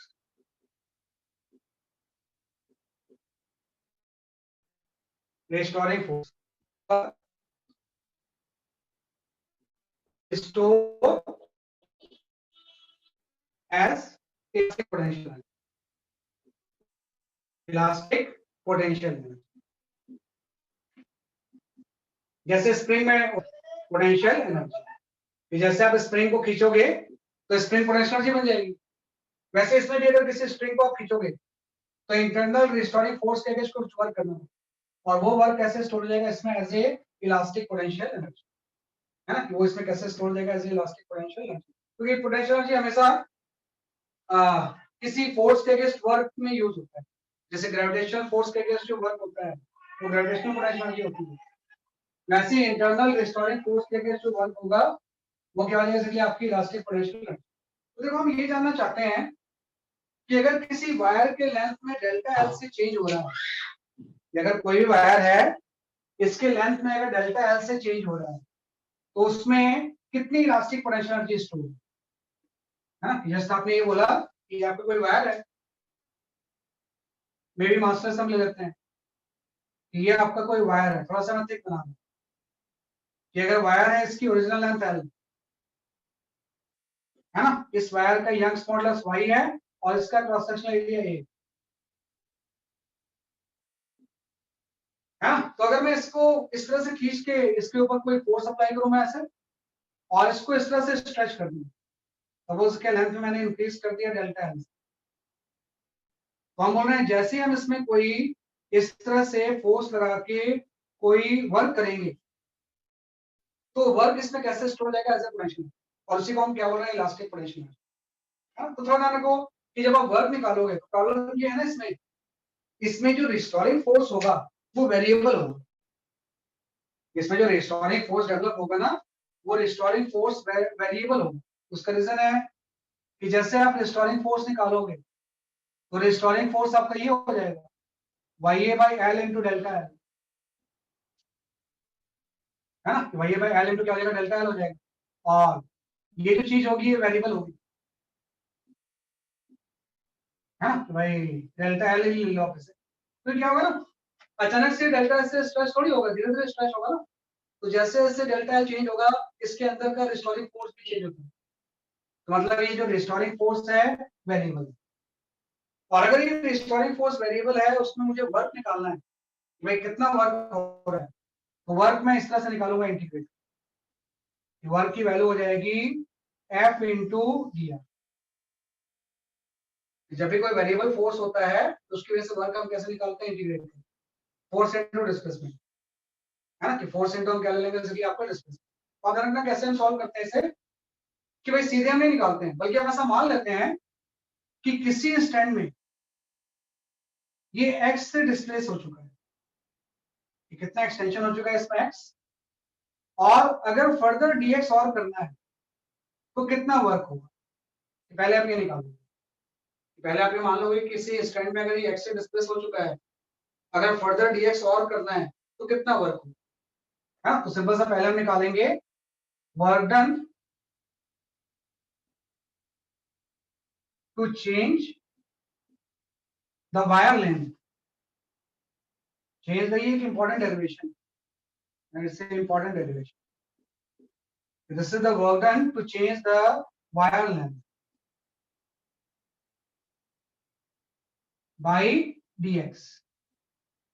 तो x तक एक्सटेंड हो चुका है, फर्दर dx और करना है तो कितना वर्क होगा, वो वर्क हो जाएगा dw, है ना, ये आपका हो जाएगा फोर्स इनटू dx, है ना। और आपको रिस्टोरिंग फोर्स की वैल्यू हम इस फॉर्मूले से पुट कर देंगे, तो रिस्टोरिंग फोर्स की वैल्यू हो जाएगी YA/L into change in length, तो x था तो x dx आ गया, है ना। तो आपने बोला कि जब ये x से एक्सटेंशन होगा तो इसके अंदर इतना रिस्टोरिंग फोर्स डेवलप हो जाएगा, YA/L into x, वहां से dx से अगर हम और डिस्प्लेस करें तो वर्क कितना होगा, dw। अब आपको होता है ऐसे से बहुत सारे डिस्प्लेसमेंट होंगे, तो टोटल वर्क के लिए हम इसी चीज को क्या कर देंगे, इंटीग्रेट कर देंगे। तो जैसे मैं टोटल वर्क निकालूंगा कि इस पूरे प्रोसेस में टोटल वर्क कितना हो गया, तो वही हो जाएगा इलास्टिक पोटेंशियल एनर्जी। जो भी हम इसको खींचने के लिए एक्सटर्नल वर्क करेंगे वो सिस्टम में एज ए एनर्जी स्टोर हो जाता है ना, उसी को हम बोलते हैं इलास्टिक पोटेंशियल। तो work as a energy store हो गया, उसी को हम बोल रहे हैं इलास्टिक पोटेंशियल। यहां से आपको इंटीग्रेट कर लोगे इसे, तो YA/L into x dx, यहां से YA/L तो बाहर आ गया क्योंकि ये कांस्टेंट है, इंटीग्रेशन ऑफ x dx, और x की लिमिट क्या हो गया आपको पता है कि भाई पहले तो एक्सटेंशन 0 था, हम एक्सटेंड कितना से करना चाहते हैं, टोटल डेल्टा L से, तो 0 से डेल्टा L तक आप इसको, है ना, तो x dx का x² हो जाएगा। यहां से इंटर फॉर्मूला आ गया, भाई ये जो चीज होगी ये आपकी हो जाएगी half YA/L into delta L। भाई अगर इसमें टोटल डेल्टा L से चेंज हो गया है तो इसमें इतनी इलास्टिक पोटेंशियल एनर्जी स्टोर, जैसे आप एक्सटर्नल फोर्स हटाओगे उसी एनर्जी की वजह से वापस चलोगे, या वो एनर्जी दूसरे एनर्जी में क्या होगी, कन्वर्ट। जैसे आप किसी रबड़ को, किसी खींचते हो गुलेल को, किसी गुलेल की वो जो आपका होता है उसको तो इलास्टिक पोटेंशियल एनर्जी स्टोर करते हो, जैसे हम छोड़ते हैं तो वही पोटेंशियल एनर्जी वो स्टोन की काइनेटिक एनर्जी में कन्वर्ट, वही यहाँ पे भी फिजिकल में कन्वर्ट होता तो है। इसको हम ये जैसे एग्जिट खींचेंगे तो स्क्रीन कुछ की तरह ही आ एक्सटर्नल गया। वर्क करेंगे, अभी आ जाएगा, है ना। जैसे हम इसको खींचेंगे तो कुछ वर्क करेंगे, वो वर्क आपका इतना होगा, और वो वर्क सिस्टम में कैसे स्टोर हो जाएगा, एज ए इलास्टिक पोटेंशियल। तो ये इलास्टिक पोटेंशियल एनर्जी का फॉर्मूला, U की वैल्यू होती है हाफ YA/L into डेल्टा, उसको लिखना। तो ये डेरिवेशन आपको आना चाहिए, कैसे मैंने डिराइव किया और इंटीग्रेट क्यों किया, अदरवाइज तो वर्क फोर्स इनटू डिस्प्लेसमेंट होता है ना, क्योंकि ये रिस्टोरिंग फोर्स वेरिएबल, जैसे जैसे x बढ़ता जाएगा रिस्टोरिंग फोर्स बढ़ता जाएगा, हो जाएगा। रिस्टोरिंग फोर्स क्या होगा, वेरिएबल। सर डेल्टा एल को x मान लिया और उसको आपने इंटीग्रेट कर दिया।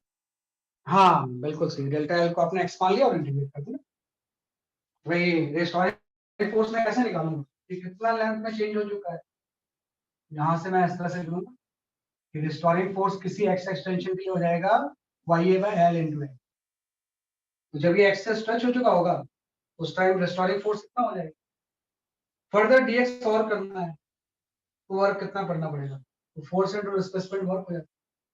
लेकिन ऐसे से बहुत सारे स्ट्रेच होंगे, तो टोटल वर्क निकालने के लिए आपने क्या करते हैं, और इंटीग्रेट कहां से कहां तक किया है, जितना आप टोटल एक्सटेंड करना चाहते हो डेल्टा 0 से डेल्टा, इसी को हम बोलते हैं potential. This formula is known as elastic potential. Sir इस प्रूफ को याद करने की जरूरत है? बिल्कुल जरूरत है, बिल्कुल जरूरत है। अगर मैं नहीं याद करने की जरूरत होती तो मैं नहीं डिराइव करूंगा, मेमोराइज करना है। सर इलास्टिक पोटेंशियल एनर्जी ये से derivation स्प्रिंग परेशान नहीं पोटेंशियल एनर्जी की तरह ही हो गई ना, एक तरह से एकदम वैसी है, एकदम वैसी दोनों होती के है। जैसे formula स्प्रिंग same पोटेंशियल ही है। होती है हाफ की Yes, एक्सेस sir. सेम फॉर्मूला, सेम, दोनों चीजें सेम ही। जब आप लिखोगे ना spring potential energy, spring potential energy होती है X. हाफ की एक्स स्क्वायर। सर ये स्प्रिंग तो एक्स में एक्सटेंशन ही तो होता है, एक्सटेंशन की जगह पे बदलता है। और मैंने बोला ही हुआ है कि अगर मैं इस वायर को स्प्रिंग मान लूं तो उसका जो कांस्टेंट होता है वो ये होता है भाई, ये भाई एल वायर का क्या होता है, स्प्रिंग कांस्टेंट होता है। अगर इस वायर को आप स्प्रिंग मान लो तो उस स्प्रिंग का कांस्टेंट कितना हो जाएगा भाई, ये भाई, तो दोनों सेम चीज है।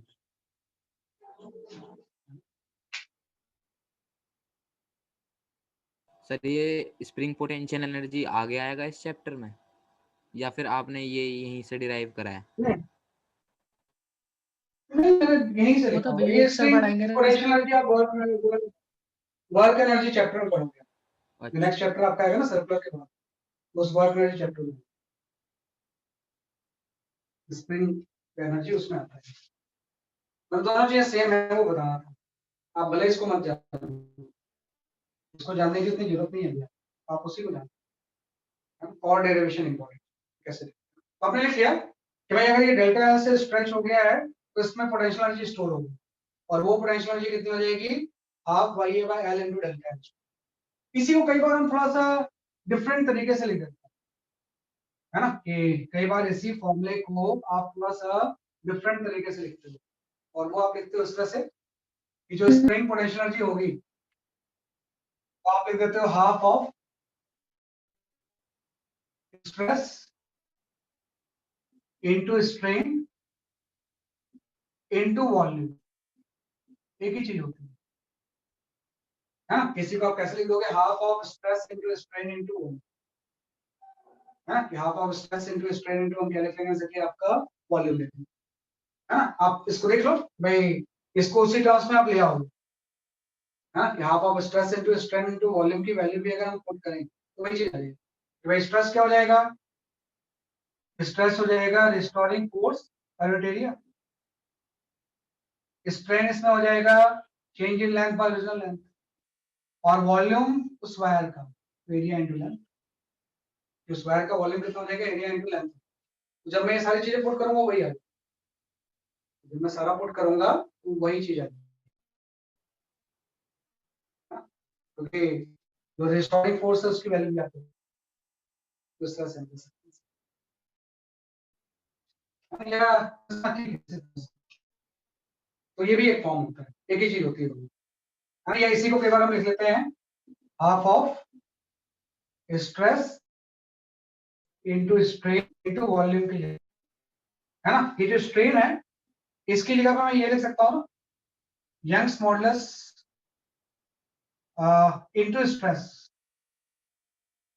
है ना, कि भाई जो स्ट्रेन है आपका यंग्स मॉडुलस होता है स्ट्रेस बाय स्ट्रेन, तो स्ट्रेन की जगह पे आ जाएगा स्ट्रेस बाय 1, उसको अगर मैं यहाँ पे सब्स्टिट्यूट कर दूं तो यू की वैल्यू आ जाएगी, है ना, half of square by Y into,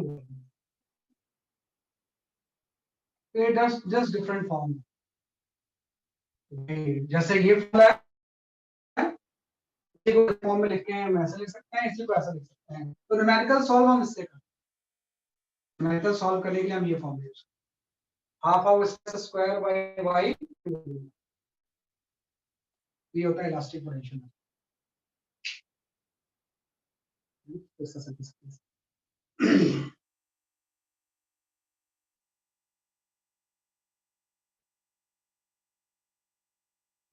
sir ये इलास्टिक पोटेंशियल एनर्जी सिर्फ यंग्स मॉड्यूलस के लिए है या बल्क मॉड्यूलस और shear?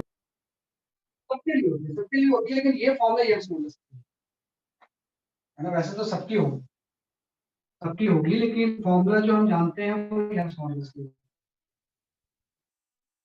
ये जो फॉर्मूला हम बात कर रहे हैं ये सिर्फ हो सकता है ये वाला फॉर्मूला जनरलाइज हो, मैंने कभी चेक नहीं किया है, अब एक बार चेक कर लेना कि लास्ट में स्ट्रेस और वैसे यंग्स मॉडल्स आ रहा है ना, इसी के लिए फॉर्मूला, वैसे डिफाइन सबके लिए हो।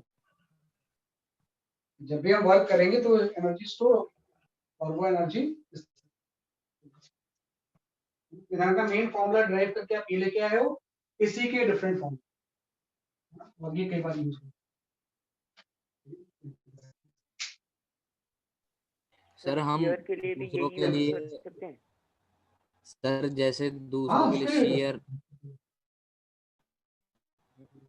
हम अगर टेंजेंट हाँ फोर्स उसी के लिए हो निकाल सकता है के कि फिर उसी केस में डेरिवेटिव वाई की जगह पे शेयर यूज होता है। बिल्कुल बिल्कुल कर सकते हैं, कर सकते हैं। वो आप भव्य आप सही बोल रहे हो कि लिक्विड के टर्म्स में आप इसलिए नहीं समझे, वो आप जब विस्कोसिटी चैप्टर पढ़ोगे ना तो यू विल अंडरस्टैंड। वो जब फ्लूइड में विस्कोसिटी चैप्टर आप पढ़ोगे तो आपको आ जाएगा। सर वीडियो ऑफ हो गई। हाँ अभी कर लो।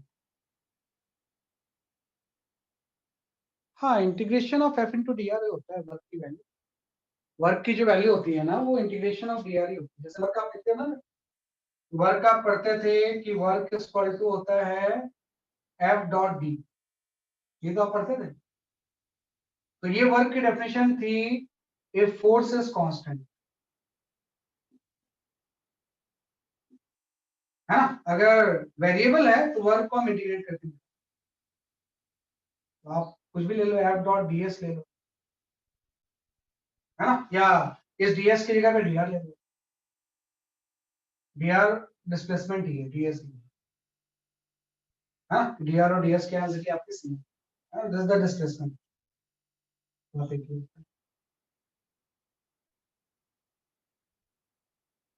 डी आर क्या होता है, जैसे कि आपका डिस्प्लेसमेंट। तो ये हम तब यूज करते हैं if force is variable, force is variable, हाँ डी आर और डी एस एक ही चीज है।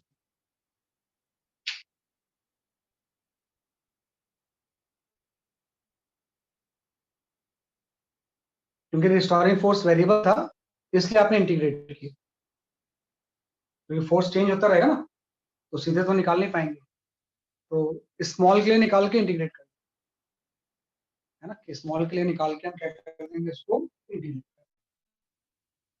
है ना। तो ये आपकी कुछ थ्योरी थी, अभी फर्स्ट पार्ट की थ्योरी है, पूरी थ्योरी अभी नहीं पढ़ेंगे, मेन जो थ्योरी थी वो ये है। तो कुछ न्यूमेरिकल्स में देता हूँ, उसको ट्राई करो,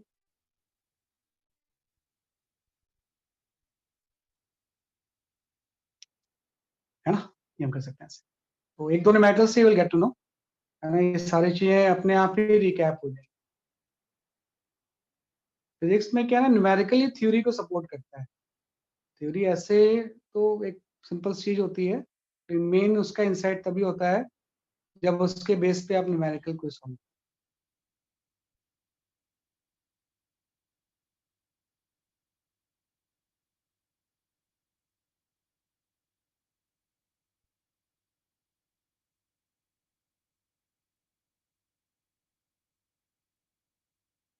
ओके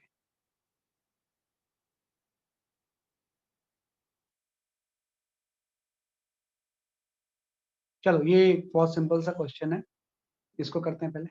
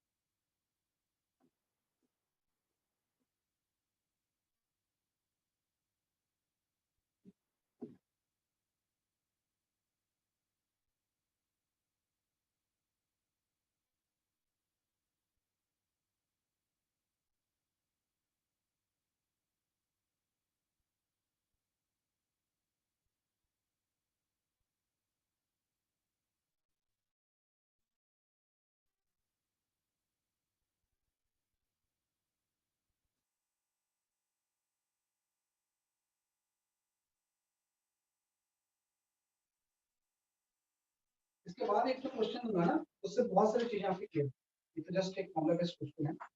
इसके बाद वाले क्वेश्चन पे एकदम आप ठीक से उससे आपको शेयर टेंसाइल सब कुछ आ जाएगा।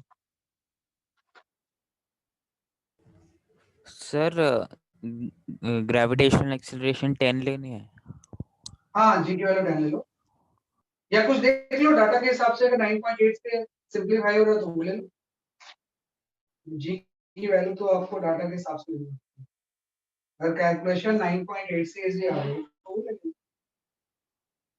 10 लेने का पर्पस कैलकुलेशन सिंपलीफाई करना है।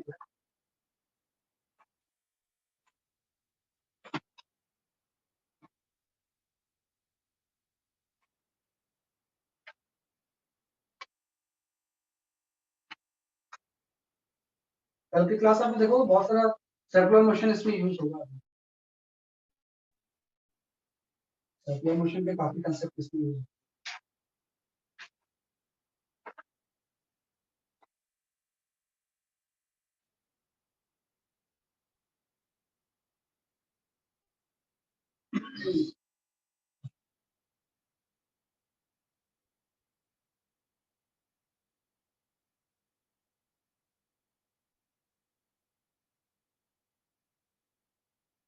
हाँ सही है। हाँ बहुत कम होगा, बहुत कम होगा, बिल्कुल सही आप आंसर दे रहे हो Aditya, your answer is correct, है ना? ठीक है नहीं, Bhavya your answer is correct,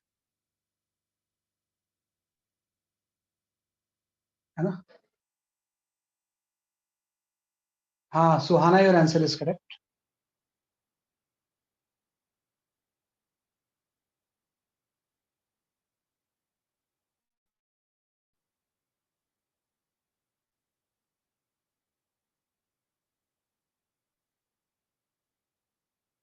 हाँ guys your answer is correct, है ना? सही है। Arnav Kushwaha your answer is correct. Yatharth सही है आपका आंसर, साक्षी सही है ना? सबके सही है ऑलमोस्ट।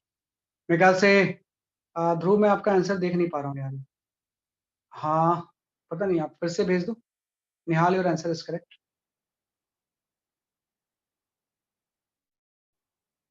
हाँ उसको थोड़ा सा सिंप्लीफाई कर दो तो हो जाएगा आपका ध्रुव। वो तो सिंप्लीफाई होके आ जा रहा है ना? सिंप्लीफाई होके आ जा रहा है आंसर जो है वो 0.1 मिलीमीटर, है ना? कि इसमें जो चेंज इन लेंथ होगा वो 0.1 मिलीमीटर, 0.1 मिलीमीटर,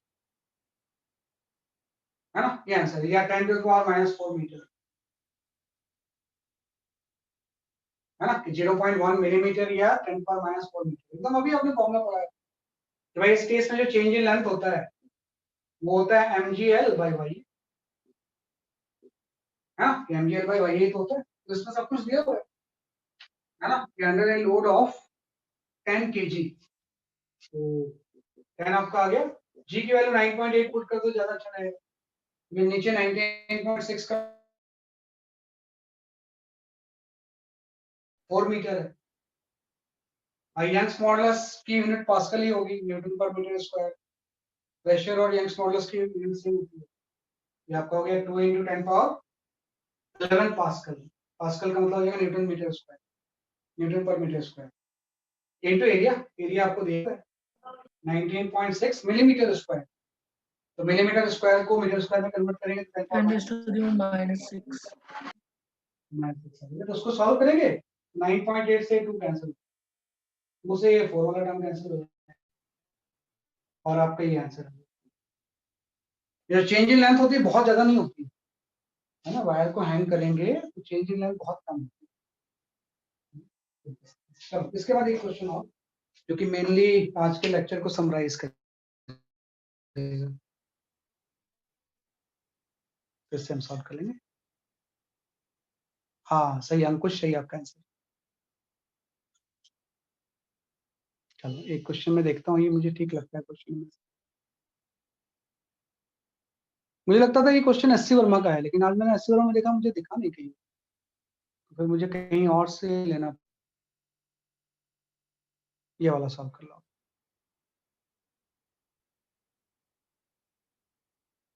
टेंसाइल का मतलब लॉन्गिट्यूडनल स्ट्रेस, मैं दिखा दूंगा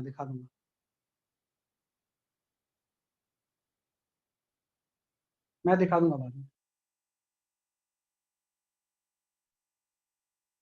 ए और बी पार्ट करो, सी और डी बाद पार्ट में करना।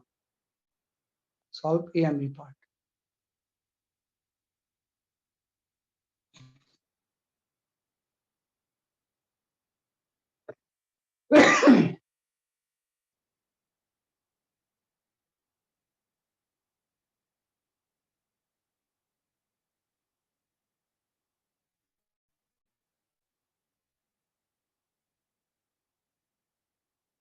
इस क्वेश्चन को जरूर से आप ना, मतलब थोड़ा भले ही 5 मिनट ज्यादा टाइम हो जाए, है ना, क्योंकि हमारी कोई ऐसा, है ना, कोई व्हाइट हाउस में अपॉइंटमेंट तो है नहीं हमारी कोई अभी कि 5 मिनट ज्यादा हो जाएगा तो लेट हो जाएगा, है ना, तो इसको करके ही अपनी समझ। नहीं तो फिर शेयर और ये सब चीज आपको समझ नहीं आएगी।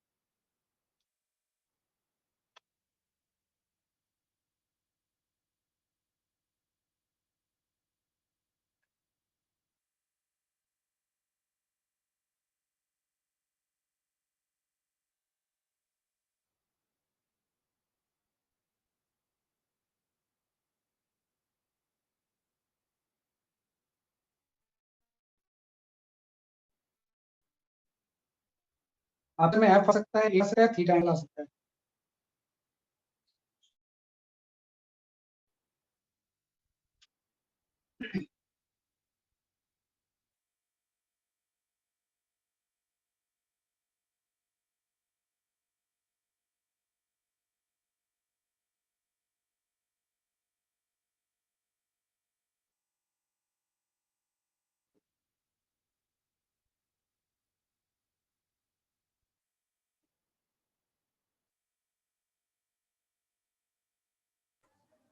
Sir tensile stress shear stress हुआ ना? नहीं, tensile stress means longitudinal stress. भाई लॉन्गिट्यूडनल स्ट्रेस दो तरह का होता है, टेंसाइल एंड कंप्रेसिव। जब लेंथ बढ़ती है तो टेंसाइल होता है, जब लेंथ कम होती है तो कंप्रेसिव होता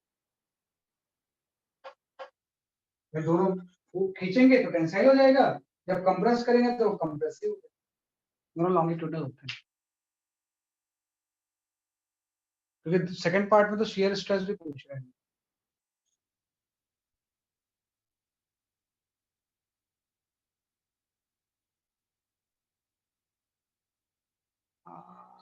ये तो आंसर नहीं है, लेकिन बताता हूँ आपको मैं। चलो कोई नहीं, मैं विल एक्सप्लेन दिस क्वेश्चन, है ना, आप इससे कांसेप्ट समझ लो, फिर बाद में ऐसे क्वेश्चंस में अप्लाई करना है ना। आई विल एक्सप्लेन दिस क्वेश्चन, है ना, मैं इसको एक्सप्लेन करता हूँ, आप थोड़ा सा इसको समझ लेना।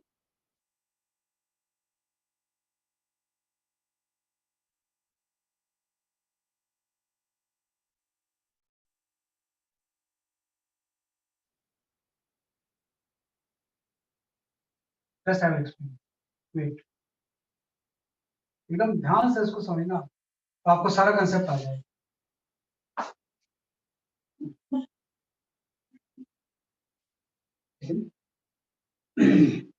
चलो,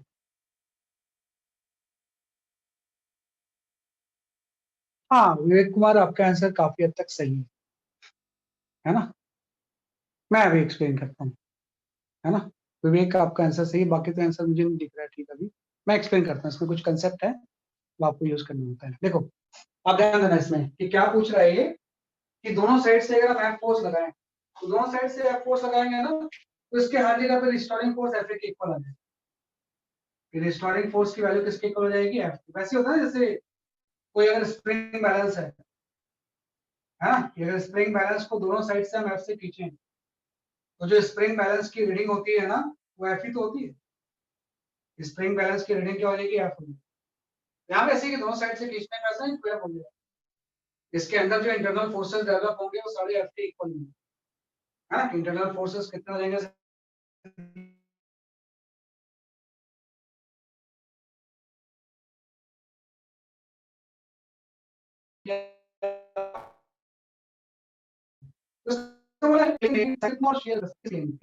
एक प्लेन हम ऐसा अगर बना लें तो उसका ही हो जाएगा, लेकिन इसका जो क्रॉस एरिया है वो ए, और देना इस प्लेन का एरिया और इसका एरिया सेम नहीं है, ये इसका क्रॉस सेक्शनल एरिया है,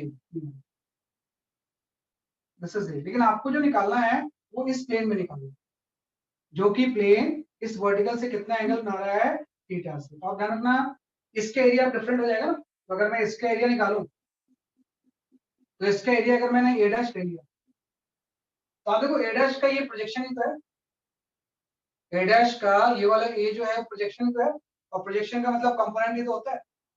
तो ए डैश एंड ए को हम रिलेट कर सकते हैं, हम देख सकते हैं कि यहाँ पे जो एक तो इंटरनल फोर्स हर जगह पे एफ होगी, और यहाँ पे ए डैश का जो कॉस कंपोनेंट होगा वो ए के इक्वल होगा। भाई ए डैश का प्रोजेक्शन है ये वाला एरिया, है ना। तो ए डैश का जो कॉस कंपोनेंट होगा ए डैश कॉस थीटा किसके इक्वल हो जाएगा, ए के। मतलब ए डैश जो एरिया होगा जिस प्लेन पे आपको निकालना है वो ए बाई कॉस थीटा होगा। पहली चीज तो ये डिसाइड कर, दो चीजें आपने डिसाइड कर ली कि हर जगह पर रिस्टोरिंग फोर्स एफ के इक्वल ही होगा, और जिस प्लेन में मुझे ये दोनों चीजें निकालनी है, tensile stress and shear stress, उस प्लेन का एरिया ए नहीं होगा बल्कि ए बाई कॉस थीटा। अब मैं यहाँ पे ध्यान दे देता हूँ कि भाई यहाँ पे रिस्टोरिंग फोर्स अगर एफ डेवलप हो गया है ना, तो इस एफ फोर्स की वजह से इस प्लेन पे टेंसाइल स्ट्रेस और शियर स्ट्रेस कितना होगा। मैंने बोला है कि जो लॉन्गिट्यूडनल स्ट्रेस होती है ना, ये दो तरह की होती है ना, कि भाई लॉन्गिट्यूडनल स्ट्रेस जो होती है ये दो तरह की होती है ना। जब भी हम बात करेंगे किसी केस में लॉन्गिट्यूडनल स्ट्रेस की, लॉन्गिट्यूडनल स्ट्रेस ये दो तरह की होती है। एक तो आपका होता है टेंसाइल, जब हम इसको खींचते हैं, और दूसरा होता है कंप्रेसिव, जब दोनों एंड से हम इसको कंप्रेस करते हैं, लेंथ कम करते हैं लेंथ बढ़ाते हैं। तो टेंसाइल, टेंसाइल का मतलब लॉन्गिट्यूडनल के पूछा होगा। तो अभी आपने पढ़ा कि जो लॉन्गिट्यूडनल स्ट्रेस होती है वो क्या होती है। तो लॉन्गिट्यूडनल स्ट्रेस की वैल्यू होती है restoring force normal per unit. तो जिस भी एरिया में निकाल रहे हैं रिस्टोरिंग फोर्स और एरिया के परपेंडिकुलर लेंगे, तो आप इस एफ को रिजॉल्व करोगे, आप ये बोलोगे कि ये जो एंगल होगा, अगर ये वाला एंगल वर्टिकल से ये वाला एंगल पूरा थीटा है, तो हम यहाँ पे ये वाला जो एंगल डिफाइन करेंगे ये वाला एंगल भी थीटा हो जाएगा, है ना। एफ के फिर दो कंपोनेंट हो जाएंगे, एफ का ये वाला जो कंपोनेंट होगा जो कि प्लेन के अलाउंग होगा वो आपका हो जाएगा एफ साइन थीटा, और जो प्लेन के परपेंडिकुलर हो जाएगा वो कितना हो जाएगा, एफ कॉस थीटा। इस एंगल को थीटा लिया सही है ना, कि भैया ये वाला एंगल अगर थीटा है तो यहाँ पे ये वाला एंगल थीटा हो जाएगा, तो एफ का एफ कॉस थीटा हो जाएगा, एफ साइन थीटा हो जाएगा। तो देखो एरिया के परपेंडिकुलर कौन सा कंपोनेंट हो गया, एफ कॉस थीटा तो हो गया। तो इसी चीज को हम बोलेंगे this is normal restoring force, और ये वाला जो फोर्स होगा ये आपका टेंजेंशियल फोर्स।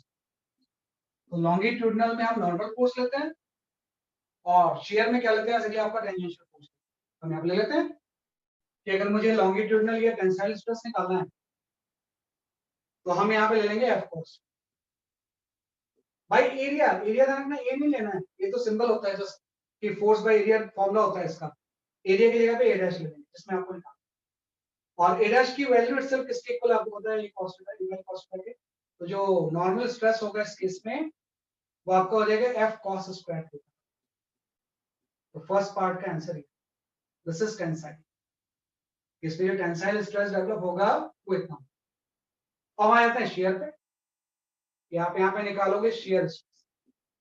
तो जब आप उस एरिया पे शेयर स्ट्रेस निकालोगे तो सिग्मा टी से अगर मैं इसको शो करूं तो ये रिस्टोरिंग फोर्स का टेंजेंशियल कंपोनेंट होता है भाई। तो टेंजेंशियल कंपोनेंट आपको पता है इस ए डैश के टेंजेंशियल कंपोनेंट क्या है, एफ cos sin थीटा। तो टेंजेंशियल कंपोनेंट हम यहां पुट कर देंगे एफ sin। भाई ए की जगह पे ए डैश और a डैश की value a by cos theta. यहाँ से आपका आ गया f by a sin theta into cos,